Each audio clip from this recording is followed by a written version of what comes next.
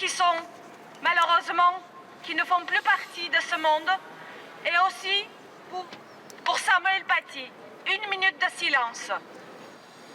Marseillaises, françaises, arméniennes, les trois à la fois.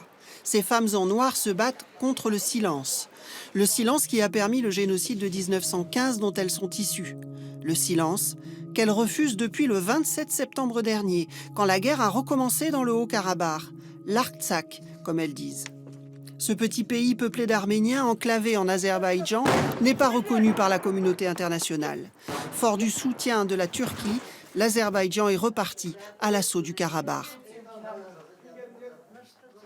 C'est les djihadistes qu'Erdogan a payé pour massacrer les peuples arméniens.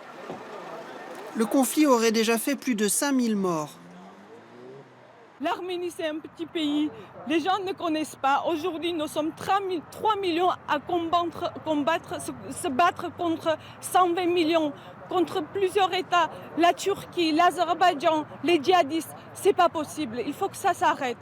Et si ça continue, comme on dit toujours, ça va pas tarder à venir en Europe. Il faut réagir. Il faut que la France réagisse.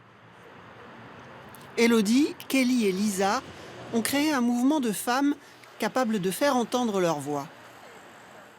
Dès que j'ai appris que la guerre a éclaté à Artsakh le 27 septembre, je me suis rendue aux associations pour donner une aide pour la collecte des médicaments, pour arriver à l'aide à nos compatriotes.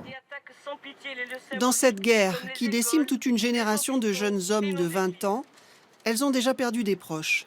Elles espèrent un geste fort de la France, comme la reconnaissance du Haut-Karabakh. Et on aimerait qu'en fait ce soit la ville qui déclenche la reconnaissance, une demande formelle de reconnaissance d'État d'Artsakh, pour qu'après finalement il y ait un effet boule de neige avec les autres métropoles de la France et que peut-être la France puisse se faire entendre.